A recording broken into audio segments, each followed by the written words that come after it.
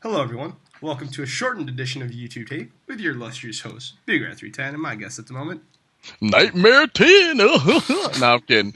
Now it's Nightmareballa1. Phil ain't with us. He couldn't record. Ain't much for him to say anyway. So, yeah.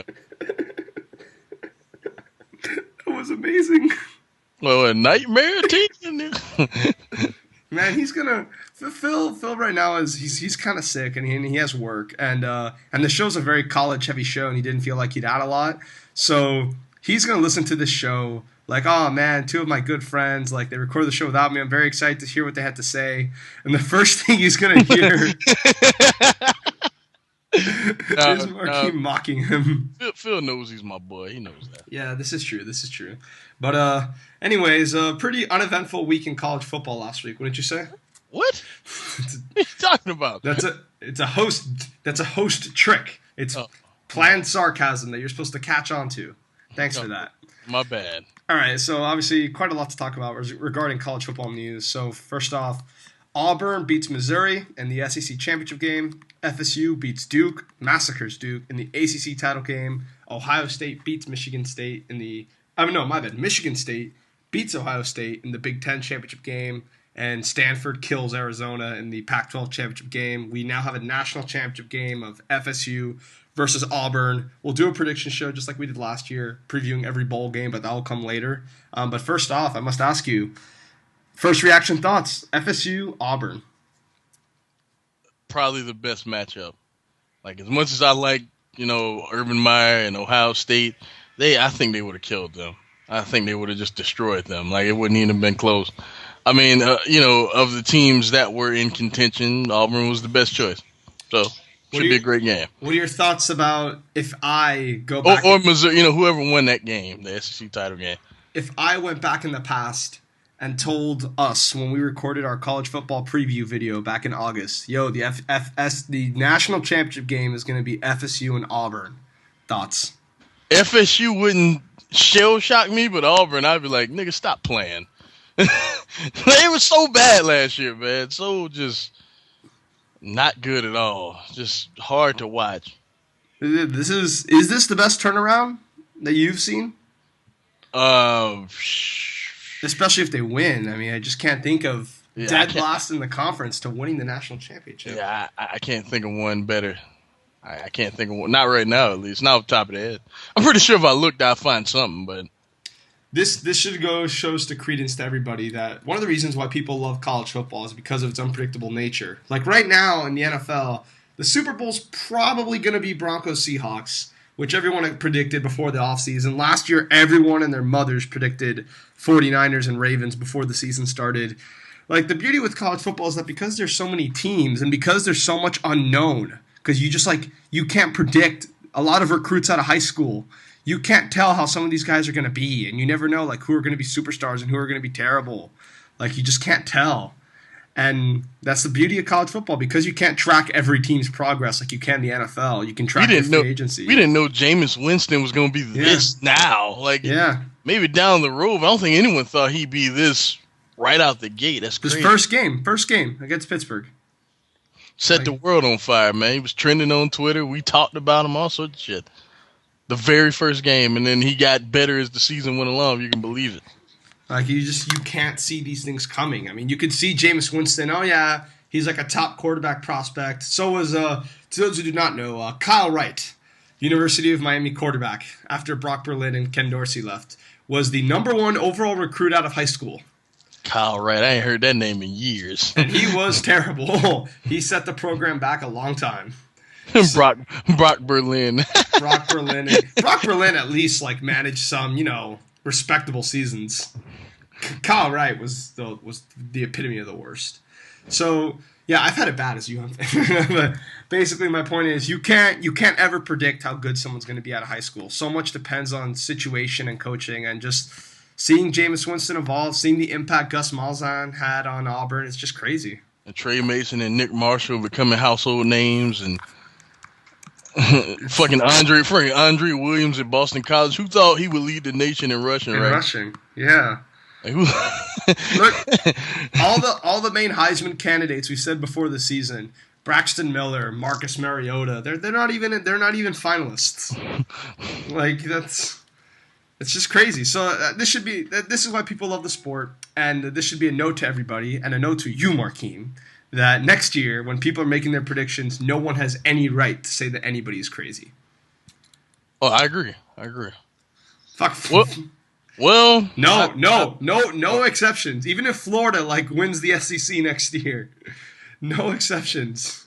I'm just saying, but not too many. This is kind of impressive. No, this is unprecedented. But what I'm saying is the game is just so unpredictable. USC was the freaking #1 seed last season.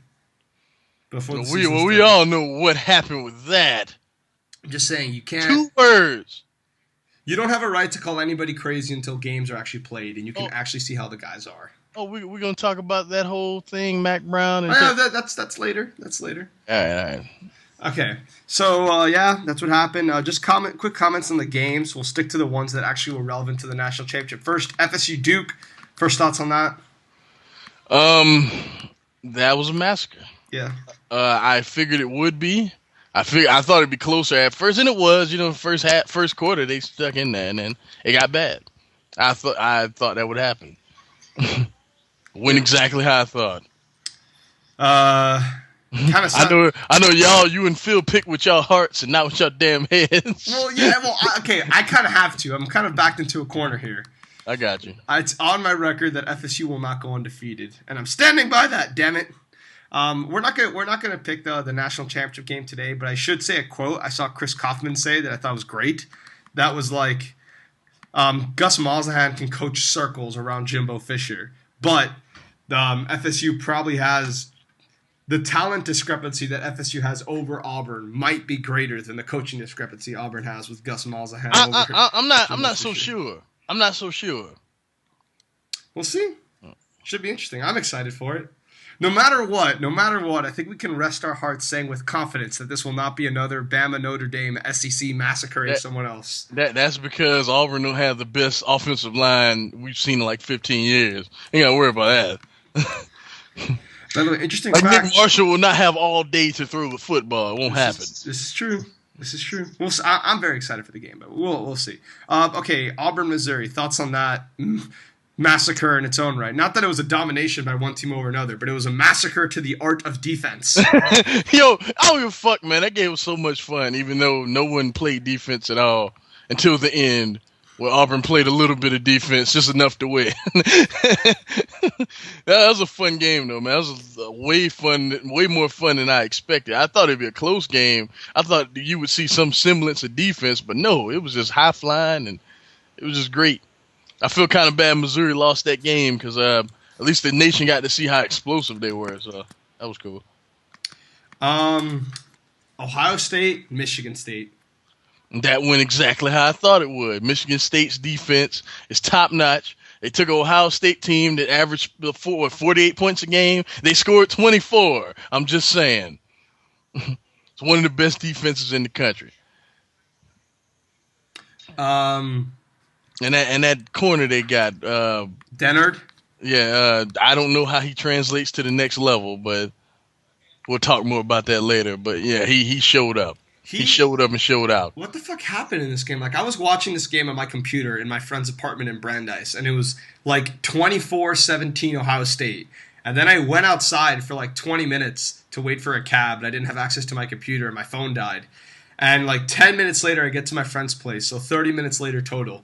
And I see that Michigan State's winning by 10 points, and I'm like, what the fuck?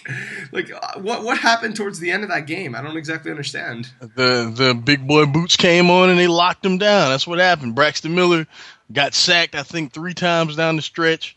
It was turnovers, and they played they pretty much their calling card. They showed up and did what they always do. They locked him down.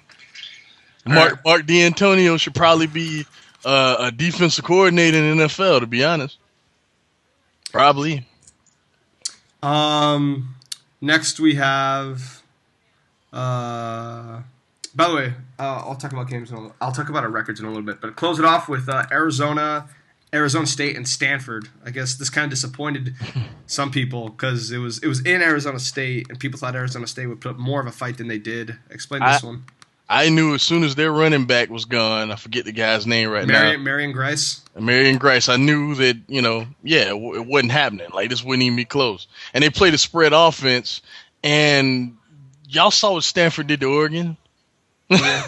I don't get why the sexy thing was to pick Arizona State in this game. I don't get it. I kind of laughed at the notion. People don't like watching Stanford play.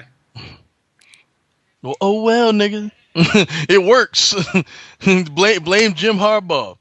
Yeah, well. Like Stanford is the Alex Smith led 49ers. Like not the Kaepernick ones, the Alex Smith ones. Like that's Stanford. What's your thoughts, just quickly, what are your thoughts on Kevin Hogan? Because I know we spoke highly of him at the start of the season, but what are your thoughts of him after watching another year of him play? I think that he has become better at making decisions, but I don't think he's going to be an elite quarterback. I never think he'll be an elite quarterback, regardless of what my guy said about him. He just doesn't strike me as an elite guy. Curb Street? No, Andrew Luck. Andrew Luck. He's a mini version of him. So, for those who do not know, before the season, Markeem's prediction was an Alabama-Stanford national championship game. And if Stanford hadn't lost to USC, maybe that would have been the case. Yeah, maybe. Do you think a one-loss Stanford team jumps Auburn, even though Auburn beat Bama? I don't know. That's a tough one. I don't know. That's a good question. All right. It would have been interesting down the stretch. Do you think Stanford would have had a better shot against FSU than Auburn does now? Well, I mean, I don't want to say anything at all. I'm just saying. Do you think Stanford would have matched up well with it? Well, with SFU, yeah, definitely. Better than Ohio State. That'll be the barometer. Better than Ohio State. Yes, better than Ohio State would have got crushed. I'm so glad they lost. But they would have got crushed. They can't stop anyone, and Jameis Winston picks apart defenses, and that receiving core is super athletic. And their secondary is terrible, and so is the running game. Do you think the FSU defense, and I know that defense is really good, and I know Daniel Jeremiah on the NFL Network wrote an article saying how the FSU's defense might be better than their offense, but do you think it probably is, to be honest? Do you think the defense fully stops Ohio State's offense? No, they'll get theirs, but FSU outscore them. Okay, like they score about anywhere from like 28 to 30 points, and FSU scores like 50. Like 40-50. All right, understandable. So yeah, now we have our games. We have FSU Auburn. We've already spoken with that. Again, not predictions, but just your thoughts on the games and how fun they'll be, and how excited you are, whether or not this was the right matchup they could have done for the BCS. We'll start with the Rose Bowl, which every year puts the Big Ten winner against the Pac-12 winner. This was the game I wanted from the middle of the season. I was like, if Stanford doesn't play for the national championship, I want them to play Michigan State in the Rose Bowl, and that's what I got. Y'all do not know it. All the college football geeks are so hyped for this game because it's like a mirror match. That means the game is going to suck. Yeah. So the game's going to be like 9-3. I know, and that's what's awesome. I'm like, y'all ready for that amazing 10-3 Rose Bowl we're going to get? That's the first tweet I put. I was like, y'all ready for that 10-3 Rose Bowl we're going to get? This is going to be... And it's going to be so awesome. Expect a combined quarterback passing attempts of like 20 combined in this game. And it's going to be awesome. Can't wait. Then we have the Sugar Bowl, which has some controversy attached to it, which puts Bama, obviously the best team that didn't win a conference, against Oklahoma as the other at-large team. Let me explain to you why this is happening, because I know you got so mad. I mean, I know why it's happening. I'm still pissed. It's not a fault of the BCS. It's mainly a fault of All-State. Like, for people that don't know, the new arrangement of the Sugar Bowl is Big 12 versus SEC, and it was pretty much they had to make a choice because it was at-large versus at-large. So there you go. Because Oak State lost to Oklahoma, did Oklahoma only lose 2 games this year? Yeah. Okay, so they had the tiebreaker over Oak State in the Big 12 standings? Yeah. I get it. Look, yes, I get it, but it's just, to me, it's a really bad system when teams like Oregon and Baylor, teams like Oregon when you are an at-large team, you get chosen, kid. It's not necessarily... You know what I mean? Like your automatic shoe-in. I know, but it's just, again, I've talked about this many times. In the metric of sport, of sport, it should be, the system in place should be that the next best at-large team goes.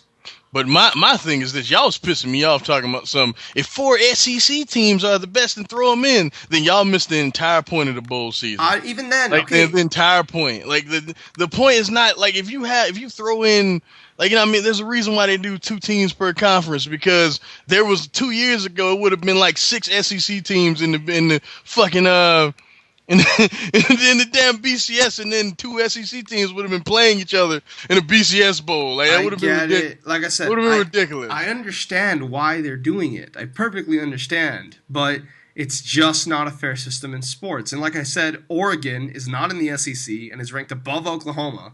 And an Oregon-Alabama matchup, I actually think would have been awesome. And instead, we're getting Oklahoma because of some political bullshit future negotiations. That's not the BCS's fault. The sport should have a system in place where it doesn't have to dictate to someone else how to set up its main matchups. What then blame niggas that pay money? Like, is that simple? Like, you know what I mean? Whoever has the money is the loudest. I mean, I'm not saying that I'm cool with it. I would have rather Oregon too, but I just ain't as mad as y'all because I know how this shit works. I know how it works too. No. I know how it works. And I'm pretty sure like Marcus Mariota is like, all right, I expected that. I know how it works. I still think it's bullshit. I know my friend Ben, my other big college football guy that I talk to a lot about stuff like this. He said on Twitter in our conversation, hey, look, I completely understand why they're doing it, but I just very much disagree. And that's my position. Like, just because there is a reason why it is in place does not mean I have to accept it as something that I do like. I understand. But that whole two teams per conference thing, y'all gotta get over that. I'm sorry. I can get over that. I can't get over this. Sorry. I feel you on that. But South Carolina not being here, it works because there's 2 SEC teams. One is playing for a national championship, and one is the at-large team. That's how it should be. Explain your thoughts on the game. Phil. Without your prediction, how do you think this game will be? Without actually making a prediction. I mean, you're not making. Do you think this will be a fun game to watch? Yes, I do. Okay. Next, we got the other BCS is the Fiesta Bowl, which I'm actually very much looking forward to, which is Baylor versus... Hold on. We're talking about... You asked me about Bama and Oklahoma. Do I think it'd be a fun game to watch? Yeah. Yeah, it's gonna be fun. It's gonna be fun. In a different sense. It's gonna be fun to put the camera on Bob Stoops for most of this game. I'm just saying. Markeem is being very not so cryptic about this. Quick preview. Bob Stoops talked shit about the SEC for the past 2 seasons. And now he sees true and blue. Like last year, okay, he got killed by Johnny Manziel and them, but that was basically a Big 12 team. That was their first year in the SEC. Whatever. You know what I mean? But now he's playing the epitome of the SEC for the past 5 years. But did he ever shit talk Bama, or wasn't it every team in the SEC that's not Bama? It was every team in the SEC, period. Didn't he say that they're overrated because Bama is the one that gets all the success? He was like the conference is overrated because even though he said Bama gets all the success, but if you think about it, the offenses over there aren't that good. So who have they really beaten to get here and shit like that?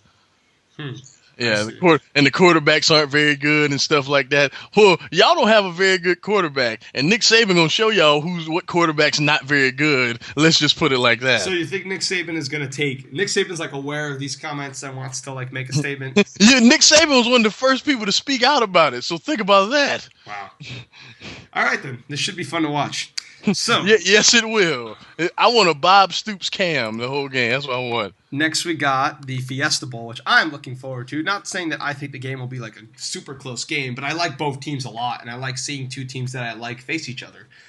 We have UCF, my team, one of my other teams, versus Baylor. And I don't actually root for UCF, but I follow them. I know a lot of kids that go to school there, so I want them to do well. And I'm very happy that they're in this position. Yeah, I agree. I think it's cool that they're in the BCS. A lot of people thought Louisville was a shoe-in for this spot, myself included. But, I'm glad. Do I think this game will be fun? Yeah, it'll be fun. Baylor's always fun to watch. I'll just say that. Again, being not so cryptic with our commentary on the game. No, I don't want to be disrespectful because Well, we'll say that for the picks. We'll say that for the picks. Next, we got this game, which I'm kind of interested to see. It's kind of weird. I mean, I expected this as the game, but I just don't really know how to process this. Clemson versus Ohio State in the Orange Bowl. This game is going to be awesome. Yeah, I expected to. I don't know. That game is going to be incredible. I don't know. Clemson's mentally weak. Well, what stops this game? What stops this game from being another FSU massacre? Well, Ohio State's defense. This is true. They're playing against Taj Boyd and Sammy Watkins and all those other guys who are one of the best offenses in the country. Okay. Expect points. Fair enough. But there is a key factor that I think will be the difference in this game, and I don't want to say it now. So we'll talk about that when we get to our predictions. But then I kind of want to mention 3 games that are not BCS games, but are still pretty significant, just to give quick commentary on the game itself. Next is this game is probably like the biggest bowl game that's not in the BCS, which would be the Cotton Bowl, which this year is between Oak State and Missouri. Just quick thoughts on that one, if you have any. I think this is going to be incredible too. Nice. And Capital One Bowl, Wisconsin, South Carolina. This is probably like the best matchup that's not in the BCS, I think. Duke. Because I think these teams are very similar to one another. Okay. I think South Carolina has a slight edge in quarterback play, but I think everything else, they're very similar. Melvin Gordon versus Mike Davis. Yeah. Should be a good one. Duke. Well, never mind. We'll get to that. We'll get to that. Duke, Texas A&M, and the Chick-fil-A. Let's move on. All right, then. And finally, just because this one's very significant for different reasons, and it leads me right into my next topic, Oregon versus Texas. Let's move on. So this leads me... Oh, actually, no. Before I go into the next topic, we should mention our teams. I think that's important. The Virginia Tech Hokies are in the... Don't tell me. I have it here somewhere. I'm just trying to find it. The Virginia Tech Hokies are going against UCLA in the Hyundai Sun Bowl. Not a fan? I like the game. I like that we got the game, but... Logan Thomas. All right. I won't have to throw you into Logan Thomas talk. And then we got... against Art Barr. Yeah. Anthony Barr. I call him Art. Why? Because it sounds better. Eddie Guerrero's tag team partner in the 1990s. There you go. Bet you didn't know I would catch that reference, kid. Yes, Logan Thomas versus Anthony Barr. That'll be interesting. But next we got my game, which I'm not biased because Markeem has said himself in saying that this could be one of the best games in the whole ball season. Yeah. The University of Miami Hurricanes against Louisville. That should be a lot of fun. Both quarterbacks are considered two of the bigger quarterback prospects in the draft, and both it gives Louisville like a whole month to rest, and it gives Miami a chance to rest too. So this should be a good game, man. And both defenses absolutely blow. Yep. So I'm actually considering going to this game. It's in Orlando, so we'll maybe get some live commentary from you on that one. But next we'll move on, obviously, to the biggest topic in all sports right now. I guess maybe behind the RG3 thing, which I guess we can mention briefly. But Mack Brown reportedly out of the job at Texas. Well, he's resigning. Resigning in quotations. And Nick Saban is heavily rumored to be offered a 10-year, $100 million deal. And other rumors say he's also reportedly been offered 1% of the Longhorn Network. Yeah. All right, I know this is covering a lot at once, but quick thoughts on the Mack Brown aspect only. Forget about Nick Saban, but Mack Brown first off. Well, you mean like him or his legacy? Him leaving, his legacy, and what this means, everything. As an in-game coach, Mack Brown was extremely overrated. Wow. Really Jesus. He was, man. Ask any Texas fan, he'll tell you. In terms of being a recruiter, a face of the university, an ambassador, all that stuff. Like in terms of being an all-around solid dude, like outside of football, he was like the best guy you could ever ask for. In terms of like coaching a team, he was stubborn. He wanted things his way, and if you weren't his guys, he wasn't gonna rock with you. And I think that was like part of his. I think that was his biggest problem. I think if he didn't handpick you, he wasn't gonna rock with you. You know what I mean? I think that was like the biggest reason why people have been kind of wanting him out the door. I think Texas mightily underachieved when you think about the fact that the alums and everyone there, they encourage this university to spend money. Money is no object. I mean, listen to that deal they offering Nick Saban. Money is no object with the school. So it's kind of, it's kind of unacceptable that they've been kind of okay in the Big 12 for like the past five so years. It's unacceptable. Since 2009, since they were in that BCS title game, they've just been kind of middle of the road in the Big 12. Isn't this actually one of his better seasons? If they beat Baylor, they would have won the Big 12, right? Yeah, they would have won a share of it. Oh, wow, that would have been crazy. But do you think this happens if that happens? I don't know. I have no idea. So yeah, Mack Brown, but let's not. I know Markeem is very critical of his in-game abilities, but give the guy some credit. He did win a national championship. Yeah, and they were constantly had winning seasons. Yeah, he won a national championship against one of the best college teams I've ever seen in my limited years of watching. Oh yeah. Oh yeah, that USC team was expected to kill them. Yes. I don't know why people actually expected that, but whatever. A lot of people, I remember at the time, there was a lot of talk that Reggie Bush was like one of the best running backs in the history of college football. He still is. Yeah, he still is. That Matt Leinart would be a stud in the NFL one day and that he was fantastic in the college football game. We all were wrong about that. Like, there was just so much hype around the USC team. They killed the Oklahoma Sooners the year before. And Mack Brown came in and beat him. I know Vince Young was a big part of that, but let's not just not give Mack Brown. Vince Young was the part of that. But let's not give Mack Brown no credit. I mean, come on. I mean, he gets like 5%. He told Vince Young, "Here's the ball. You go out there and do." Do you remember Vince Young in that game, son? I do. That might be the best championship performance any player has ever had in any sport in history. You know what I mean? Might be. But he also got them to another championship game in 2009. Which he gets a lot of credit for that. He does. Especially them being close in that game, almost actually coming back to tied. So without Colt McCoy. Without Colt McCoy when Colt McCoy got hurt. So.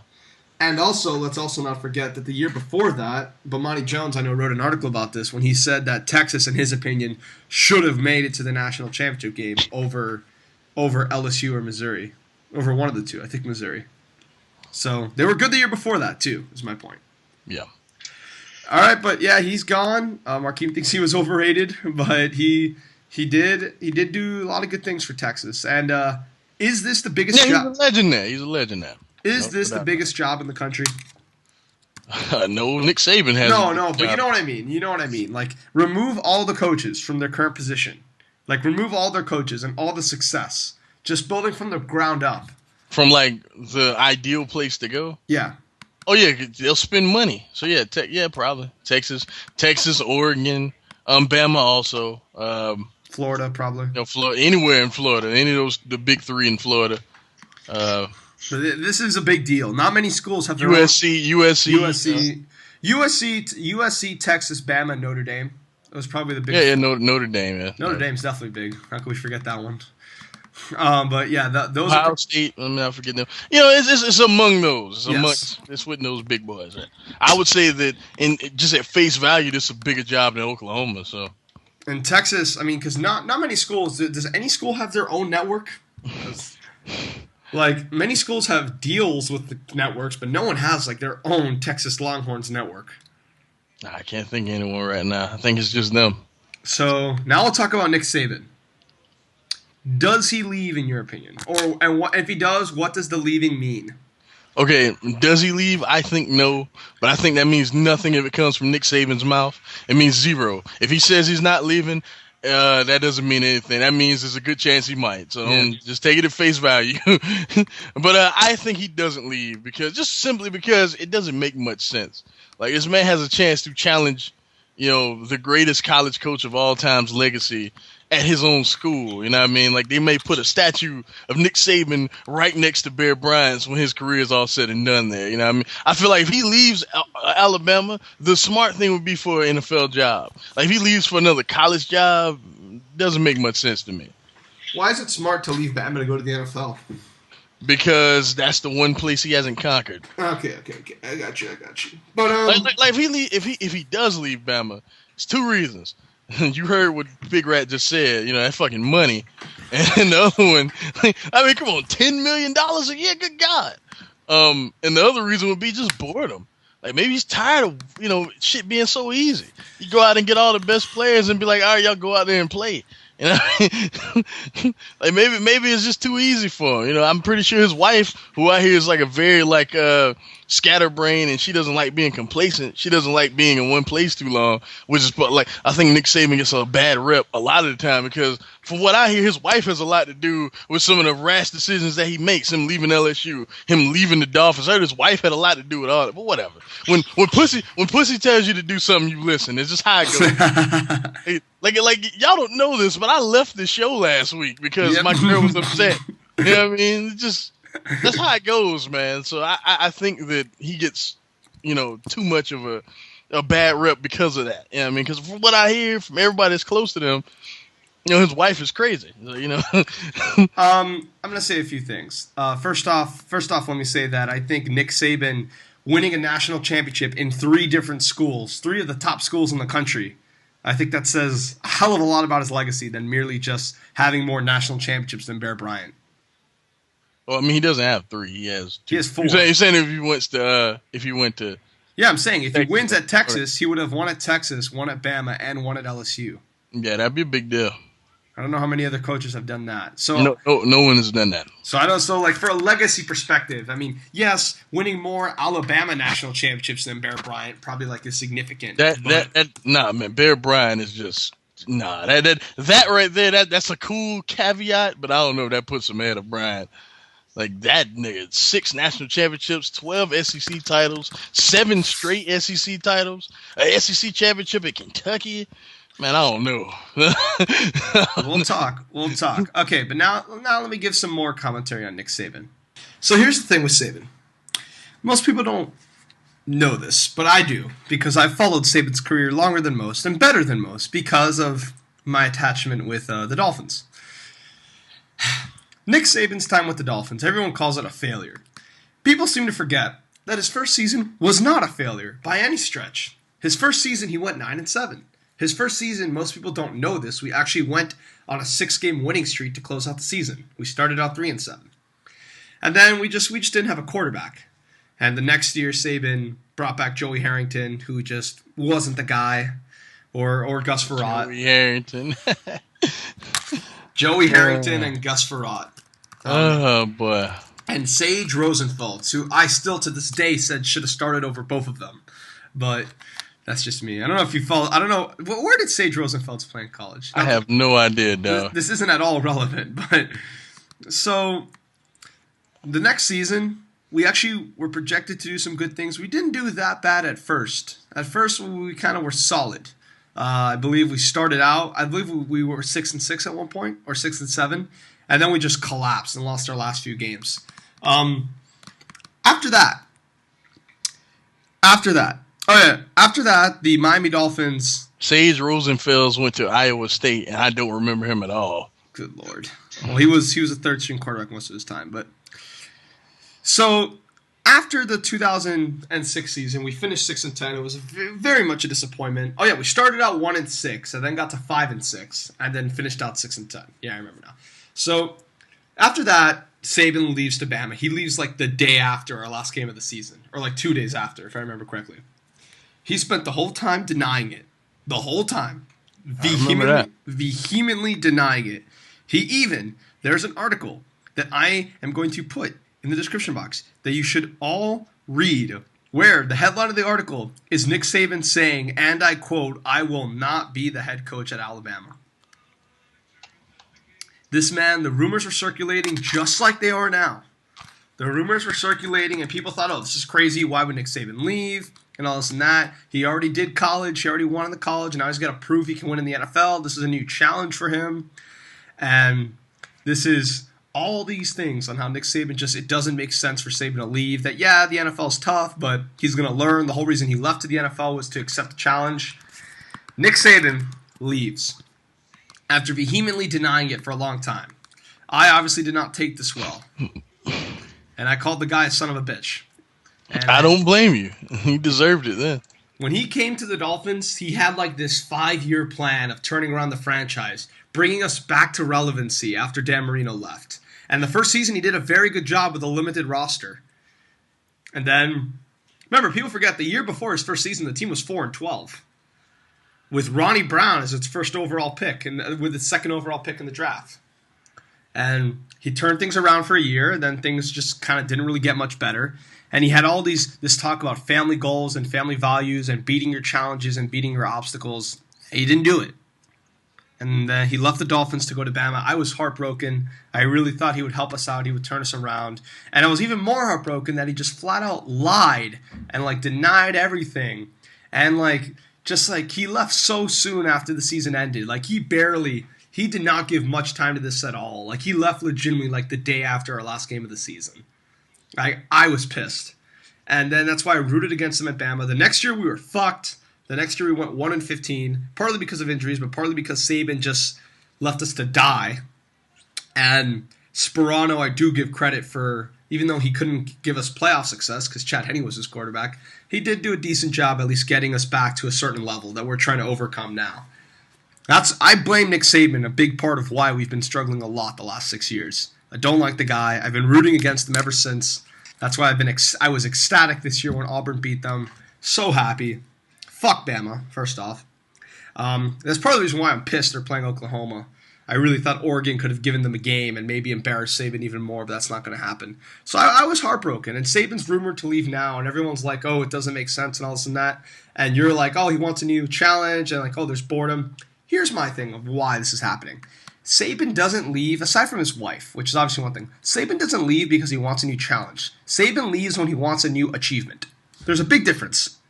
Leaving LSU to go to the Dolphins wasn't a challenge. That was something that he thought that could be another notch in his belt, that he could win in the NFL. And that could be something that he's already won the national championship at LSU. I'm going to go win in the NFL.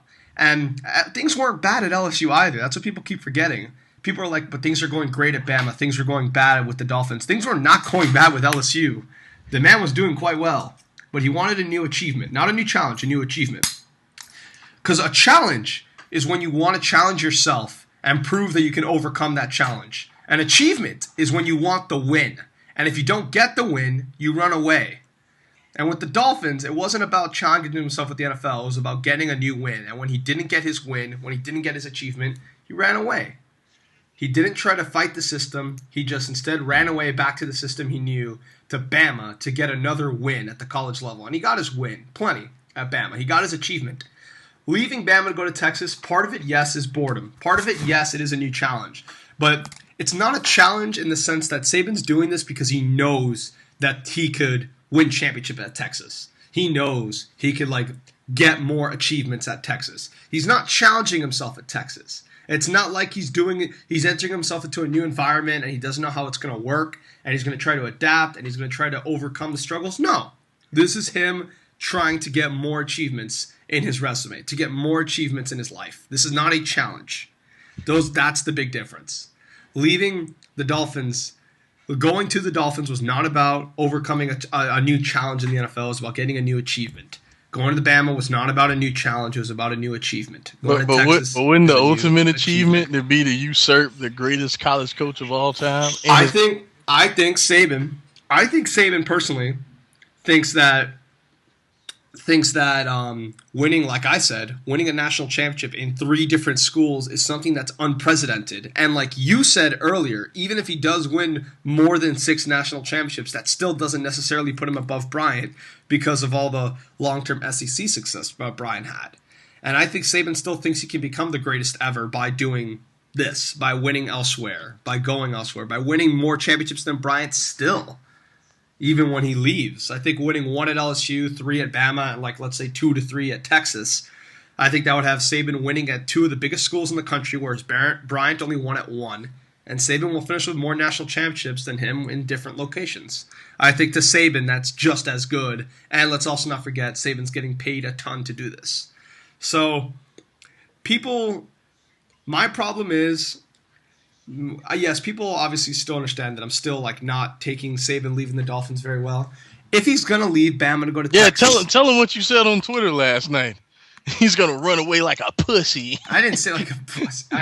You might as well. All right, I was pretty mad, but you all should know that the main reason I was mad was the manner in which he left, denying it to the T, like absolutely denying it, and then leaving.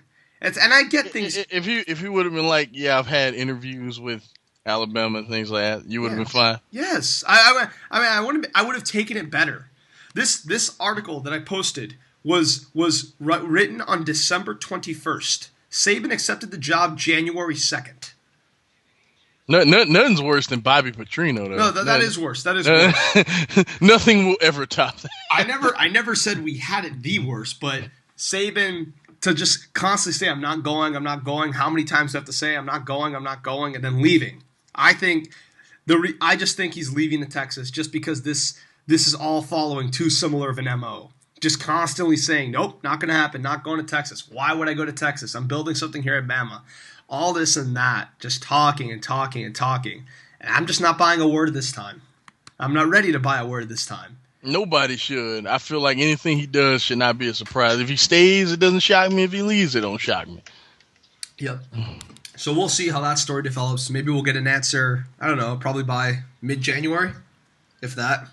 I'm guessing pretty soon. I don't think Texas is going to play around for too long. But Bama, he can't leave before the bowl game, can he?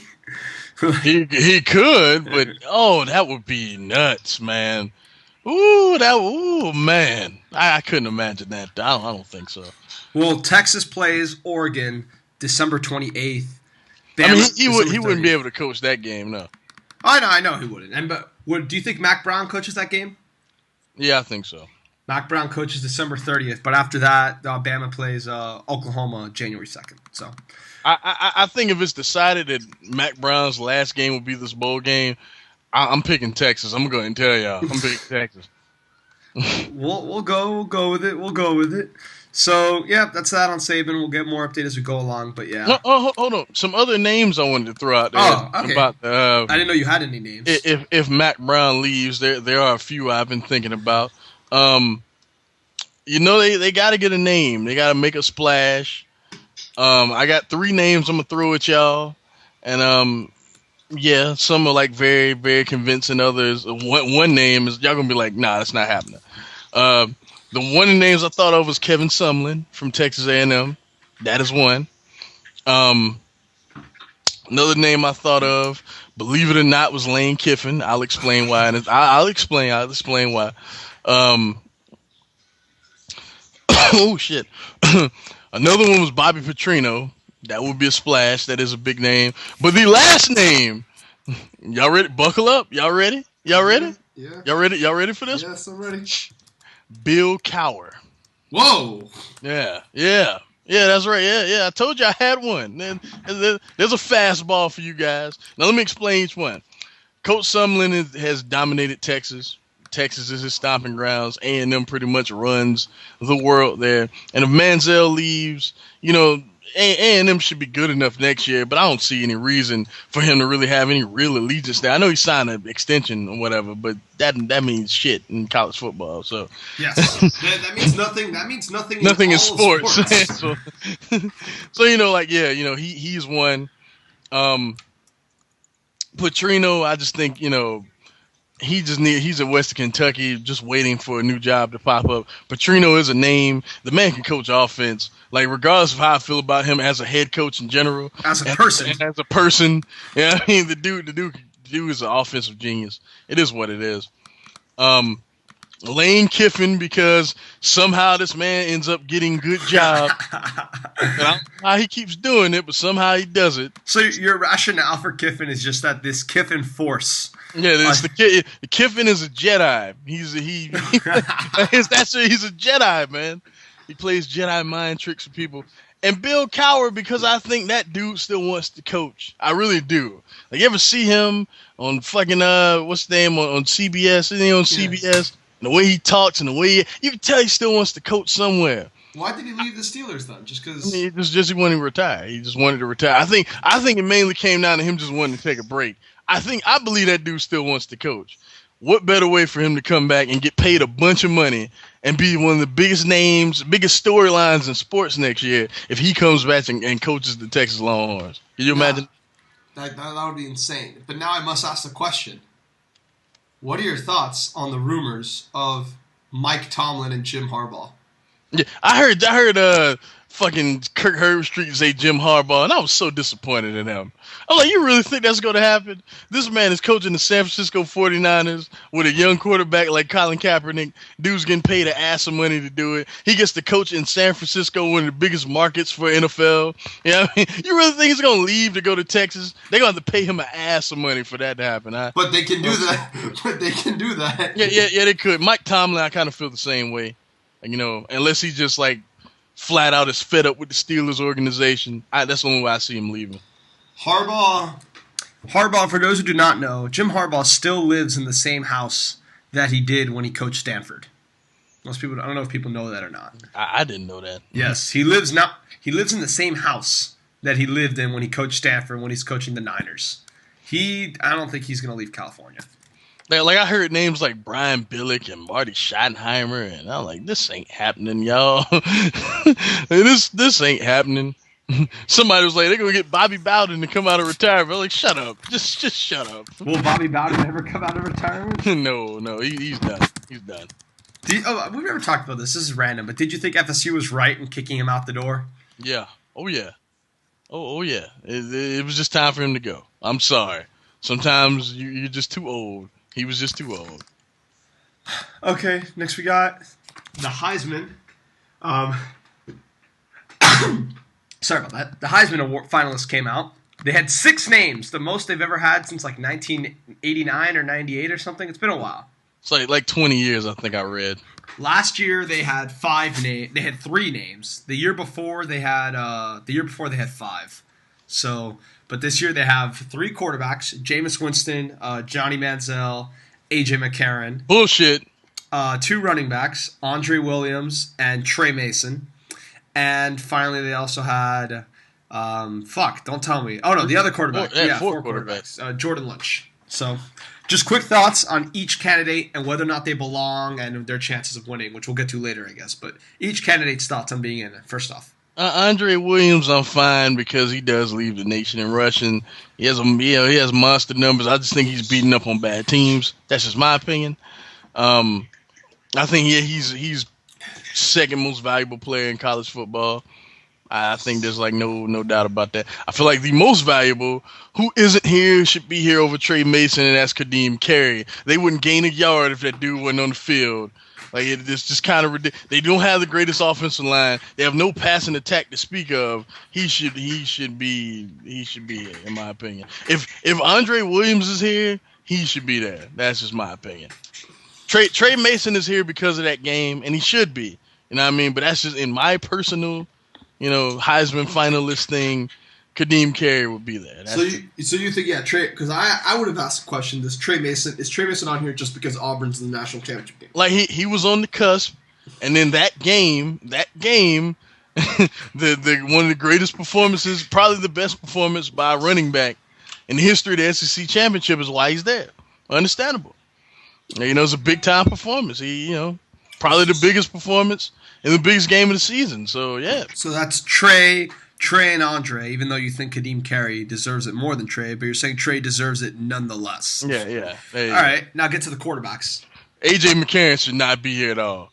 Like, so much of this season was predicated on them going undefeated, which would, add to his legacy, all that stuff. Because I can understand, like, it being like a lifetime achievement thing, just if he was there. If he was there, but maybe not necessarily winning it, you know what I mean? Like, if he balled out in, like, huge games and had the numbers that he has now, which he has played well in every game this season pretty much, but I just don't think he should be there over somebody like Bryce Petty, who also has a loss, you know what I mean, and has, like, way better numbers than him. I don't think that's fair at all. Johnny Manziel. I would go as far as to say that's bullshit. All right. We've heard.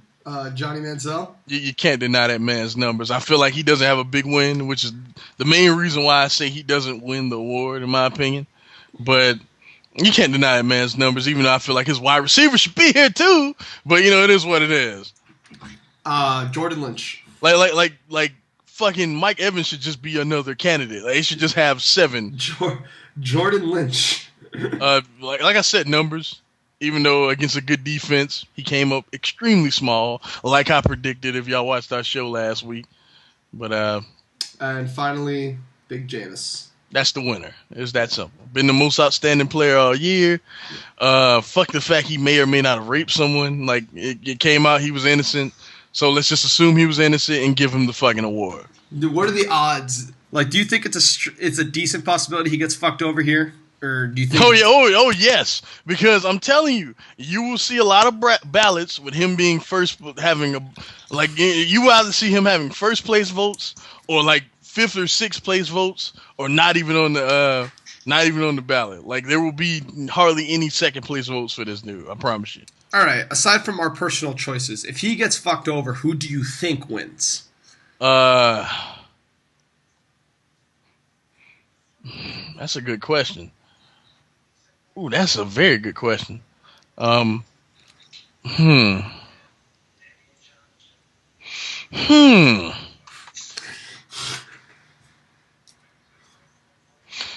press love Alabama, so I wouldn't be shocked if McCarron won. And that would anger me beyond no belief. Yeah, I know. But I don't know. I would be shocked if any of these dudes won if Jameis didn't win, to be honest. Even Trey Mason? Even Trey Mason. After that game is fresh in everybody's mind, man. Even Jordan Lynch? Yeah, even Jordan Lynch, man, his numbers. I think if Jameis doesn't win, Johnny Manziel wins. No, him too. I'm saying any of them, any of those guys. Like, Johnny hasn't exactly like, let Skip Bayless tell it. He hasn't exactly separated himself as the number 2 candidate. That's why there's 6 of me. I mean, that's why there's 6. All right, we'll do this in terms of deservance now.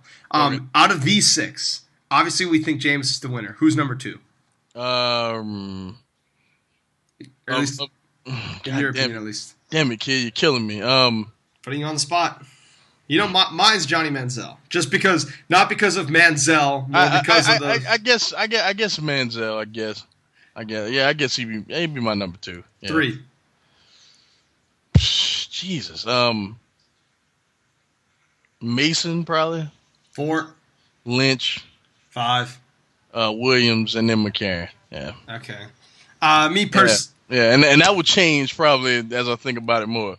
I'd probably have Manziel. I mean, Jameis, Manziel, Williams, Mason, Lynch, McCarron. So just a slight switch up on the running backs there.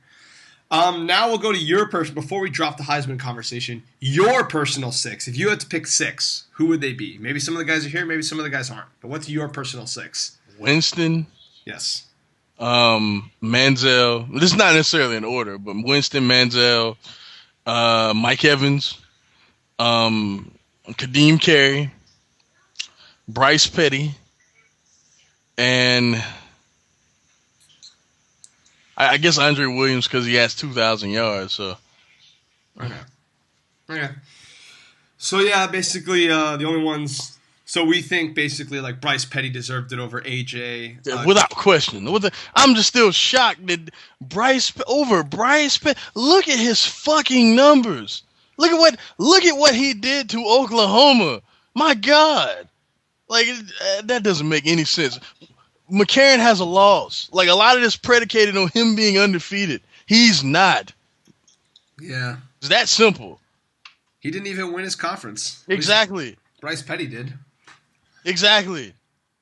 Yeah, so we basically at the end of the day think Bryce Petty deserves it over AJ, that Kadeem Carey deserves it over Trey Mason, and that Mike Evans deserved it over Jordan Lynch. Well, I don't know if I go that far. But Mike Evans deserved a spot. I feel like Mike Evans should just be here. Like, yeah. You know what I mean? Like, even if you, like, it should be 7. You know what I mean? And Mike Evans. So yeah, the Heisman is this Saturday? Yeah, it's this Saturday. So on next week's show, we'll give our thoughts, but most likely, it really should. This is a very clear, controversy aside, this is a very clear contest. In my opinion, yes. But goddamn it, who knows with this goddamn award? But I'll be rooting for Johnny Manziel like it's nobody's business. Not just because I love him, but fuck FSU. Anyways. God. Okay, so that does it with our college preview for the day. Now we'll kind of go into the NFL. Before we get to the games, which there are not a lot this week, this is probably the least amount of games we've ever covered. First, I got to ask you about the RG3 thing because it's kind of relevant. RG3 today got benched for the season. Trying to make me sad, man. Trying to make me sad. I'm just saying he got benched for the season. Mike Shanahan obviously is not happy with the Redskins organization. There are reports that he's trying to get himself fired. Reports? We can just see with our own eyes he's trying to. Yeah. Just what are your thoughts on the whole Mike Shanahan situation, the Chiefs game, RG3 being benched for the season? Like, have you got any commentary on all this? Yeah, it makes me sad, man. RG3 hasn't played well. His father, everybody in his camp has just hyped him to like nobody's business. Dude, you're coming off an ACL. Can you please just shut the fuck up? And just like whatever happens. He didn't do that, and all this whole shitstorm is his fault. And Mike Shanahan is kind of eating most of it, which I think is totally unfair to him. I think he deserves some of the blame, obviously. But I think like at the end of the day, man, RG3 bought all this shit on himself. Like, and it's just it bothers me. Like, I don't want to run the read option anymore. All this other stuff that he said and all the. I hate to say it, man, because y'all know how I feel about the dude, and I'm kind of tearing up even talking about this. But like, it just sucks, man, because he's so talented, but yet I think it's pretty obvious he's a douchebag. I mean, I think isn't it obvious now? Can't we see he's kind of a douchebag? Like, can we? Yeah, I can. It hurts to come to that realization, but. He's kind of an asshole. Like, you know, he's kind of. Oh God. Oh. I think the way he's handled this. RG3's an asshole, man. It sucks. I think the way he's handled this has been not his best, but I do feel bad for him. Like, I don't think this is fair, man. I mean, yeah, he's not been playing well, but he's not played like bad enough, like Geno, for example. Where it's like clear. Dear God, he's been shitty these past few. Oh my God, well, like all time bad. Well, Geno Smith has been so bad. He played better. He played better this past Sunday, but before that, yes, it was a massacre. But I'm just saying, RG3 hasn't been playing like awful. You know, like he's just by his standards, yes. He's just not. It's not enough to get benched. Like, I think this is... They're getting him ready for the off season. Remember, that's what they. I know, but Shanahan's. That's what Mike Shanahan said. Shanahan's not going to be here in the off season. That's why that argument's bullshit. Shanahan knows this. What does Stephen A. say? Don't give me that. Don't give me that. Don't act like he became the second coming of Gandhi. Like he actually felt bad for RG3. He wants him to be ready. He's not going to be here. Like, he don't give a fuck what happens. Yes, this is my. This, in my opinion, is just a power play for Shanahan to stick it to RG3 and to Dan Snyder. Like he's not going to be here. He knows he's getting fired. Even if they win out, they're still going 6-10, and that's still not going to be enough to save his job. Like, he knows he's getting fired. Like, I think this is unfair to RG3. I mean, I know they're trying to protect him. They claim this. But I think he should play. He's not played horrible enough to warrant a benching, in my opinion. Anybody else, and this is how I feel, anybody else, whether you play defense, offensive line, whatever, no matter how bad the team is, you play unless you cannot. I don't think that's right. And it's a bad spot. I mean, yeah, RG3 didn't handle the situation well, and all this media glory, he brought himself before the season, and like making comments. I thought he was a douchebag after the Seahawks game. I said this at the time, and everyone thought I was crazy, but I said this at the time. Like when his comments, like in the press conference, look, I'm the franchise quarterback for this team. What do you want me to do? And I'm like, well, if you're the franchise quarterback, you shouldn't be scared of Kirk Cousins taking over. And people have denied this. I think this has been very true. Like, just hearing his comments after that Seahawks game, I'm the franchise quarterback. I don't care if you guys like it or not. Like, it's my job to, like, get this done. And I'm like, if you really cared about your team that much, you would have realized that you were in no position to be playing and that you cost your team the game. Like, Kirk Cousins isn't a superstar, but they had a better chance to win with Kirk Cousins than they did with you. They had a 14-0 lead, and then you got your leg fucked up. You should have came out the game. But he cared more about himself. And I'm tired of everyone defending. I know I'm kind of all over the place, defending RG3, feeling bad for him. I do think he was insecure in that sense. I do think he brought all this attention upon himself, but I do feel bad for him here because I do think this is just a power play by Shanahan. But I can't believe I'm gonna say this, but I actually agree with Skip Bayless. They shouldn't have drafted Kirk Cousins, man. If you're gonna go all in on a rookie quarterback, don't draft another one in the second goddamn round that could actually start. And then why would you do that? Well, their mentality, I think, was that RG3 is liable to get hurt, and well, he is. But they didn't consider the political backlash that's created. But they could have waited, I don't know, after the second round. Goddamn. Fourth round. Something like that. Kirk Cousins could probably start in a lot of teams in the NFL, man. That dude is really good. I said that during the draft. I was like, yo, that dude is really good. Like, I don't think he's better than RG3 by no stretch of the imagination. Not even in this ballpark when they're both healthy and, doing their thing. But still, he's really, really good. We'll see. We'll see how it all goes. I feel bad for RG3. Shanahan can go fuck himself, honestly, because I'm not a fan of anybody in this situation. Everyone fucked up. This is obviously I can even Dan Snyder. Fuck Dan Snyder too, right? Hot messes are created when all parties screw up. I think that's clear. Like, drama's one thing. A hot mess like the Redskins are right now, that's created when everybody fucks up. And I saw a fantastic article, one of the best articles I've read all year that I will also post in the description box. It's by a Redskins fan who wrote an article just destroying Mike Shanahan, saying that this whole fiasco is just a way of Mike Shanahan. It's just a way of people forgetting how bad Mike Shanahan was as Redskins head coach. This is a great article. It's Mike Shanahan's Brilliant Last Act is the title of it, where he basically talked about how Mike Shanahan, for those who do not know, is the general manager for this team. Like, he picks the roster, and he's the coach. He has full control over everything. And the Redskins' record with him as coach and / manager is 24-37. And he wrote an article how he thought, in his opinion, Shanahan leaking all this info to the media about RG3 and about Dan Snyder is Shanahan's way of making this more about RG3 and not about him being a bad coach. And I thought it was fantastic, and you should all read it. But yeah, fuck Shanahan, fuck RG3, fuck Dan Snyder. Everybody just really fucked up. Fuck the Redskins, fuck their fans, fuck the name of the team, fuck the logo, fuck. But I do have sympathy for RG3, because I do kind of feel bad for him. But whatever. That was that. Now we'll move on. That's my boy. And my prediction still stands. Now he has 3 years. 3 years to do it. Damn it. It still stands. Like, y'all cannot take away what I saw that boy do at Baylor. I don't care what anyone says. He will be top 2 in this league when it's all said and done. With Andrew Luck.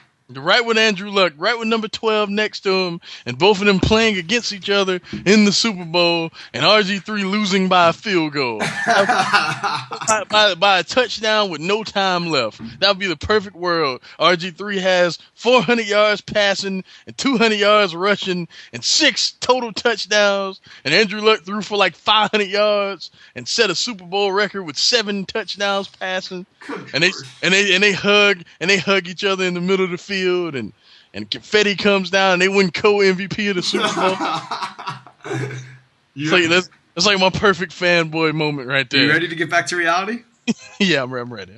Okay, so God damn it.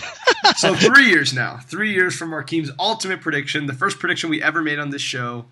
2 years ago almost. When Markeem said in 5 years, Andrew Luck and RG3 will be the 2 best quarterbacks in the NFL. And this year, it was in 4 years, Andrew Luck and RG3 will be the 2 best quarterbacks in the NFL. Now it's 3 years. Running out of time. Andrew Luck is getting there. Andrew Luck is actually Andrew Luck's making progress. When Reggie Wayne was there, he was legitimately a top 5, top 10 quarterback. and RG3 scaring me. I need you to get it together, boy. He's just another Vince Young. You better shut up. Shut up. Moving on. As far as predictions last week, Markeem went 8-5. I went 8-5. Phil went 7-6.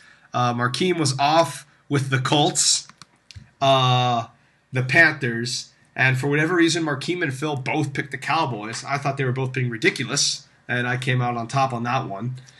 And as far as college, Markeem actually got a few wrong. I picked Missouri. I know Missouri and Oklahoma State. Yeah, that game was incredible. That Bedlam game, that game was awesome. So then for Phil in college really fucked up, picking Oklahoma State, Arizona State, and Duke. And then I fucked up picking Oklahoma State, Duke, Ohio State. But in the NFL, I got most of mine right. I had the best NFL record of all of us. The only ones I got wrong was I picked the Panthers. And for the first time, probably ever and probably forever, I got the Dolphins game wrong, and the other two got it right. But now we'll get to our games this week. We only have 6, no college games, obviously. So these aren't very packed full games, but we'll do what we can with what we got. We got 6 games that we have here. First game is Chargers Broncos. Unless you want me to pick the Army Navy game real quick. I got Navy, but yeah, come on. You know what? I'm gonna put that there just so we get one damn thing. I'll get Phil's prediction on that one too. I'm picking. I think I'm wrong though. I'm picking Army. Truth be told, I hadn't followed either this year. I usually do. Yeah, I was gonna say, do you know how good either of them are? Not really. I can do some research on that one before we pick the game. But all right, so now we got Chargers Broncos in Denver. If Chargers lose, they're pretty much out of the playoff race. Any quick thoughts on this game? I got the Broncos. I think that they're on a mission to lock in that 1 seed. I got the Broncos. Okay.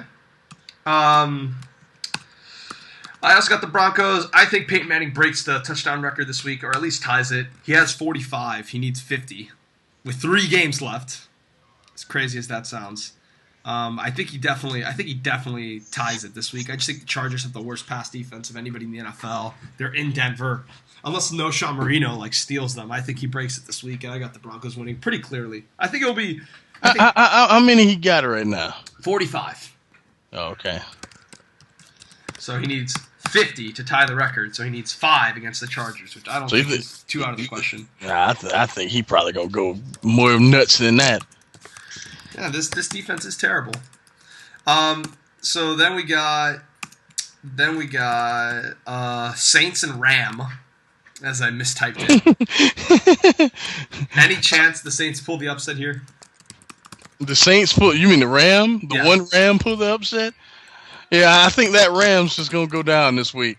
I mean, I don't like the Saints on the road at all, but I don't know what I'm gonna get from the Ram. So, which Ram is it gonna be? You never know. I got the Saints though, but even though I don't trust them on the road at all. I got the Rams. I just think they're playing for more at this point though. So, I got the Rams personally, just because I saw how the Rams played the Seahawks on the road when the Seahawks were in St. Louis, and I saw how the Saints played against the Jets in New York. The Saints really struggle on the road, and they struggle a lot for teams that apply a lot of pressure. For those who do not know, Robert Quinn is a beast and one of the best defensive players in the NFL. But the Rams are a dome team, right? So I think they should be fine, right? Yeah, but still. They struggle on the road. The Seahawks are a road. The Seahawks are not a dome team, but still, the Seahawks. What are you talking about, Dave? The Seahawks did struggle in a dome environment when they play in a great environment at home. But I personally just think the Rams win this one. That's just me. This is my feeling. I had a little gut feeling here that the Rams pull out this upset. I could be wrong, but I'm pretty confident about that one. Yeah, maybe you just need to fart, kid. Maybe that's what's going on there. Really? That's not out of the question? That the 5 and 6? I'm kidding, kid. I'm kidding. Idiots, asshole. Anyways, next we got... Well, I can't pick the Lions. So. I was going to move past that. I was going to go to the other 2 games. Jets, Panthers. I got the Panthers. They seem like they're playing for more. Geno Smith has been awful minus last week for most of this second half of the season. I think the Panthers are going to swallow him whole. I got the Panthers. In my hero pick of the week. Yeah, this is definitely a hero pick. I got the Jets here. I know the Jets usually crumble towards the second half of the season, and I know that Geno's been playing bad and the Panthers have been playing awesome. I just think the Panthers are going to be really hungover after that Saints game where they got killed, And I think the Jets are just going to surprise some people. I think the defense is going to surprise Cam Newton. I think Rex Ryan has a decent game plan up his sleeve. And yeah, I'm going with the Jets, the surprise pick here. Rex Ryan is not horrible like people say. He is not. I'm going to put that as a hero pick. Is my Rams pick a hero pick? Let's wait for Phil. Yeah, I guess but I can guarantee you that Jets pick gonna be here. You think Phil is picking the Jets? You think that's hell no. Next we got Chiefs Raiders. Kind of an interesting one. Raiders are at home. They've been struggling lately. Chiefs are going on the road. They struggle a little bit on the road. Thoughts here? I think it's going to be a fun game. I think the Chiefs are fighting for a playoff spot. Andy Reid going to have a great game plan up his sleeve. Jamal Charles going to see the ball a bunch. I think they're going to win. I think the Raiders make this close, but I also have the Chiefs here.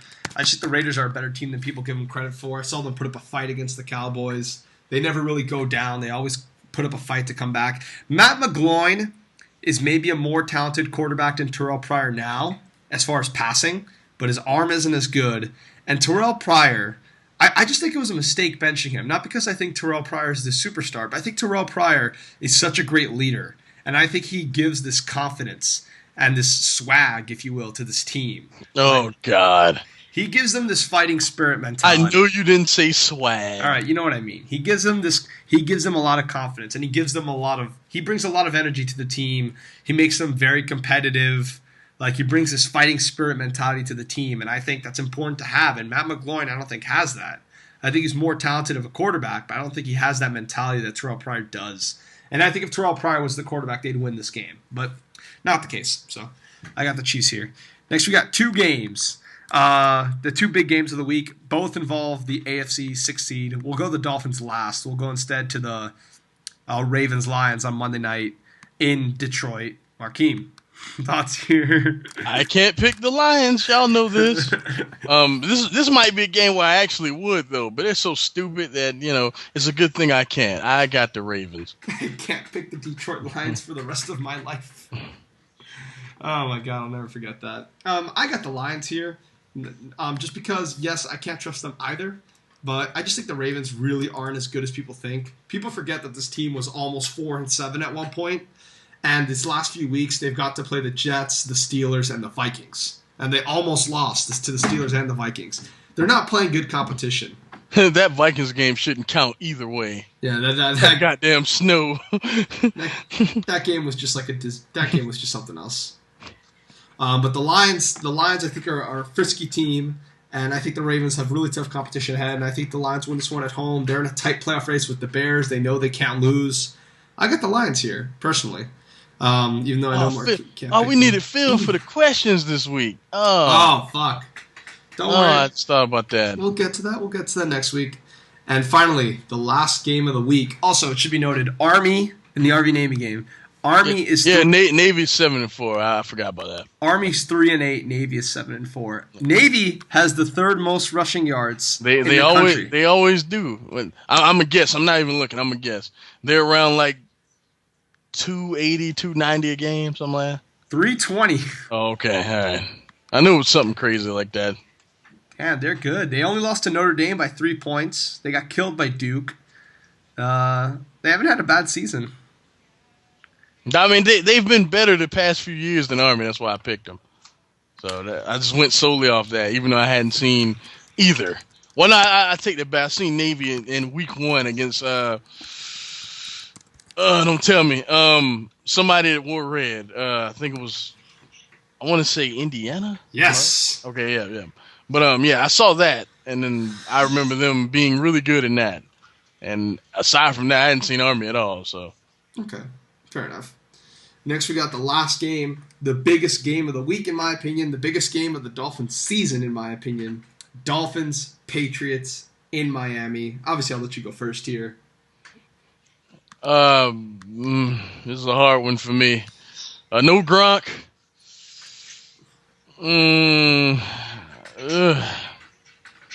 That Patriots offense without Gronkowski has been like a totally different team.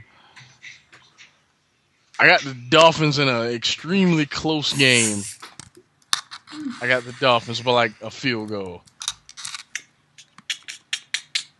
All right, then. My turn. So, Many people know how much of a miserable Dolphins fan I've been for the longest time. It's not like I don't bitch about it every single show. Last week, I told these two guys, sorry guys, Dolphins aren't winning. I know the Dolphins. I know their trends. This is a road game in December with playoff implications against a tough team. This is the game they lose. And I know the end of that game had you scared as fuck. I'll get to that. Last week, I was telling these guys, this is the game the Dolphins lose. This is the game when the Dolphins tease their fans in before their 7-9, 8-8 finish. The Dolphins win the game. The last play of the game was a lateral play that worked when Antonio Brown made it into the end zone when it was like 34-28, and he scored a touchdown for the Steelers that would have made it 35-34. I legitimately was watching that game, and my jaw dropped. And in my mind, like before I could hear that he ran out of bounds, the first thing I thought was just like, these motherfuckers did it again. Like, how did they do this? How did they find a new, completely creative way to completely fuck me over? They did it. Like, I was thinking, like, all this, like, in the span of, like, 2 seconds, like, I can't believe it. This team has found a new way to fuck over its fans. Just when you thought they couldn't get more creative. This certifies that being a Dolphins fan is the worst fan in the NFL. Like, all these thoughts were running through my mind. Then I found out he went out of bounds. I breathed a huge sigh of relief. And I was just like, good Lord, that was so close. Because, as typical, the Dolphins can't win without winning like in the most unimpressive way possible on the last play. And without giving the fans a heart attack in the process. So, I had a huge heart attack at that moment. But the next day, once I was able to process it all, I was pretty happy. Because, you know what? That was a big game. The Dolphins never win those games on the road. This year may actually be different. I can't believe I'm saying this, but I may actually have hope in this team to get to the playoffs. Don't do that. I know it's dangerous. Your expectations low. I can't. That was a big step. All this, of course, is in before they get killed this week. Beat the Bills and then lose to the Jets at home and finish 8-8 and miss the playoffs. But I can't help it, man. Ryan Tannehill looked amazing. Charles Clay looked like one of the best tight ends in the NFL in that game. And the running game was a lot better. The offensive line was a lot better. We have no real glaring weakness. Our weakness for most of the season was no offensive line, but it's stabilized a little bit thanks to Bryant McKinney, thanks to Sam Brenner, who's taking over for Richie Incognito, who's playing just as good as Incognito, if not better. Like, our running game was a problem, but Daniel Thomas and Lamar Miller are finding holes a lot easier, and we're getting more rushing yardage lately. We have no real glaring weakness. And it's been good. And this is dangerous, believing in the Dolphins, but I think we win this week. The team is just very motivated. The Patriots are very mentally hurt after losing Gronkowski. And the Patriots just can't keep winning like this. The way they've beaten the Broncos, the Texans, and the Browns, they can't do this for longer. Eventually they're going to get caught, and eventually they're going to lose. And I think this week the Dolphins win by 7 points or more. I think this is going to be a throwback. We're not going to kill them or anything, but I think the team's going to fight really hard, and I think they're going to lay a good beating on the Patriots. Whether or not the Patriots respond well, they might, but I think the Dolphins put up a lot of points this week. And I wouldn't be surprised at all if we win by 10. I'm not saying we're going to. And, of course, this is all in before we lose like a last-second Tom Brady 90-yard Hail Mary to win the game. And then Tom Brady plays awful the whole game, and he does that. And then Trademark goes on Twitter like, that's why he's... He just erases all criticism before that play. Yeah. Let's not pick on Trademark. But, yes, I would... Talking about something that's not what I'm saying. That's what you said, motherfucker. I got the tweet right here. And just like that, Joe Flacco erases all criticism. That's what you said. That came out of that. I don't know if it came out of your mouth, but it was on your Twitter. That's what you said. I was like, oh, with 140 characters, you can't fully explain what you mean. No. You explained it pretty clearly.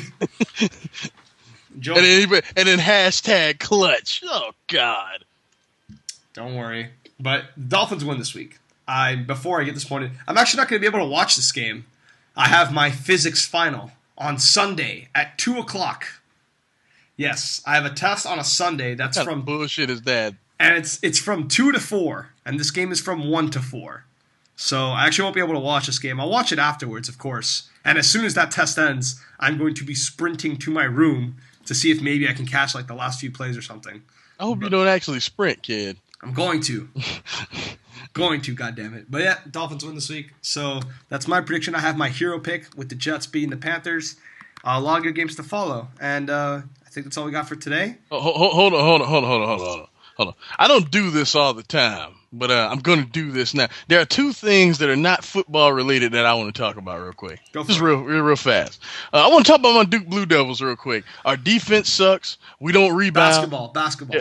Yeah, Duke Blue basketball. Our defense sucks, and we're the 302nd rebounding team in the nation. Good Lord. We get about 32 rebounds a game. That is terrible. We're very athletic. With no one that plays defense, and Jabari Parker's a little bit overrated. Whoa. I want to throw that out there. He don't play no defense. The man plays no defense. He just watches everything happen. Yeah, you can shoot. Yeah, you know what I mean? You're super athletic. Yeah, you're a very smart offensive player, but you don't play any defense, boy. Play some goddamn defense. That's how I feel when I see him stand around and watch shit happen. Like, yeah, he makes big plays on defense, but every play, you know what I mean? Every possession, he's not defending, and that is annoying. That is very annoying. Holy shit. Like, my God. That's annoying. In points per game, Duke is 17th, 7th in field goal percentage, 33rd in assists, and 302nd in rebounds. That spells for me doom. We get killed like that on the boards, we're gone second round of the tournament. We don't even make it out the first weekend. We're gone. We're gone quickly. There's going to be some little indie team that like has amazing bigs that rebound. Well, not amazing, but bigs that rebound. And it's going to be a gritty game, and they're going to have more second chance points, and we're going the fuck home. All this talent, and we're going to be chilling at home watching the goddamn tournament. Markeem's doing all this criticism for his team that's 7-2 and ranked 8th in the country. But our two losses were the two teams that were actually worth a goddamn. And then one loss was a loss where in the second half we just got flat out outplayed from beginning to end, and that was the goddamn Kansas game. And in the other loss, Aaron Gordon completely locked Jabari Parker down. They stuck him on Jabari Parker, and that was the last we heard of Jabari Parker that game. It was that simple. I don't know how to feel yet. I'm excited because Jabari, but he's an amazing player. He's going to be a star in the NBA level. But I'm a little nervous. I want us to beat someone good before I get excited. Okay. Like what you saying? Well, it's like how you guys couldn't beat the Miami Hurricanes the first time last year. Nigga, you finished? All right, continue. Other thing I want to talk about real quick is Robinson Cano. Wow. This dude, if y'all don't know, he took $240 million contract, 10 years, played for Seattle Mariners out there in Seattle where they have a really young team, a young nucleus. Who knows the other moves they're going to make? We don't know what's going to happen. They have a pretty good farm system out there. We don't know. But you got these dumbass Yankee fans that go, it's greed. He went out there for greed. Yankee fans talking about greed, leave me the fuck alone. Goodbye, everybody. Y'all niggas 27 championships are built off money. If somebody takes more money not to play for y'all, that does not make them greedy. That makes them a guy that maybe wants to change the scenery. Maybe wants to play with a bunch of young dudes. Not a team that doesn't know how, that just re-signs big names. They've been doing that since the dawn of fucking time. For years, the Yankee fans complain, we don't actually have young players. We just sign a bunch of old guys that are names, and that's why this team sucks. You know, how many times you heard a Yankees fan say, this team sucks? Yeah. When these niggas always make the playoffs, but this team sucks. Why don't you talk to me, a fucking Cleveland Indians fan, we ain't won a World Series since 1955. We ain't been worth talking about since CC Sabathia played there. We hadn't been to a World Series since the 90s. All of you collectively, why don't you talk to Jared, who's a fucking Mets fan, who watches y'all win championships all the time, yet his team is barely even relevant in the fucking NL East every year, barely even relevant. Like, shut up, y'all are spoiled fucking brats. The Yankee fans are brats. The Patriots fans are fanboys. Laker fans are idiots. Well, am I forgetting anybody? SEC fans are idiots. Let's see. Patriots fans Big East fans in college basketball. Yeah, Big East fans in college. Well, they don't exist anymore, so. I don't see those guys No, around. you got it. Patriots, Lakers, SEC, and Yankees. That covers it. Because Patriots fans, when their team is good, they don't even realize why the team is fucking good. It just go Tom Brady. Like, really, nigga? Really, like when they was winning those Super Bowls, Tom Brady, top 5 defense in the league, one of the best coaches of all time. Y'all held the Eagles to like fucking 14 points for a lot of that game when they were averaging almost 30. You know what I mean? Yeah. No, you know what I mean? Like, Tom Brady played middle linebacker, of course. But exactly, Tom Brady, like Teddy Bruschi and Richard Seymour and Ty Law on the first team and Lloyd Malloy on the first team. Like, they weren't playing then. It just... And the Patriots fans are fanboys. Yankee fans are spoiled brats. Yankee fans are spoiled. 27 World Championships. Derek Jeter, one of the best players of the generation. Mariano Rivera, the greatest closer of all time. Babe Ruth, arguably the best player of all time. Yogi Berra, one of the best catchers of all time. Joe DiMaggio, one of the most dynamic players. I can go on and on for the legacy of the New York Yankees. Yet every year this team sucks. Every year y'all complaining about something. I see trademark on Twitter every postseason. Oh my God, such and such bats. How about everyone's bat is cold? Remember when A-Rod was struggling? He was like, he's so unclutch. The whole team was cold except Derek Jeter. That's the Yankees. That's what happens to them because they're fucking old. That's what happens. Whatever though. Whatever. I don't know. I don't know what I'm talking about. Wait, then you got Laker fans. I ain't done. Yeah. Then you got Laker fans. Kobe's back. So now it's playoffs, and we're gonna compete for a championship. Nigga, Kobe played 29 minutes the other night, and you know what happened? He didn't actually hold the ball. And look at the success they were having. He took 11 good shots that game and was passing the ball. Go Kobe! I'm actually surprised. You go, Kobe Bryant. You do your thing. You know, motherfuckers act like he's still the best player in the NBA. Kobe Bryant. Now everything is now he's gonna have the LeBron James effect on the entire team, where you could argue that they were better without this motherfucker. I mean, you could. You can make that. Dog, they destroyed the Clippers opening night. You know what I mean? They have wins over good teams. You know what I mean? It's either they win by a lot or they get blown out. That's the Lakers this season. That's how it is.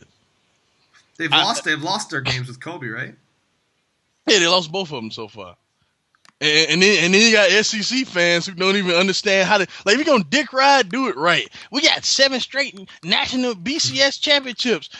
In total, y'all have 9. But, they just totally forget that Tennessee won the first one. Like, Philip Fulmer ain't got that title. You know what I mean? Like, Urban Meyer and Nick Saban don't account for like 70% of the SEC championship.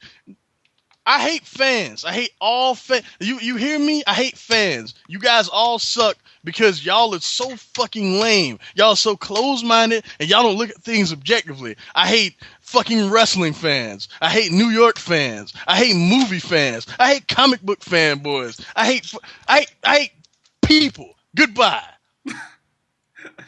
With that. Good way to close off this week's edition of YouTube Take with a wonderful rant by Markeem. I got totally off. I just got totally off topic. No, we can't do better than that. We're gonna close with that. Oh, okay, but yeah. Bye. Bye. Thanks everyone. Thanks for listening. Bye.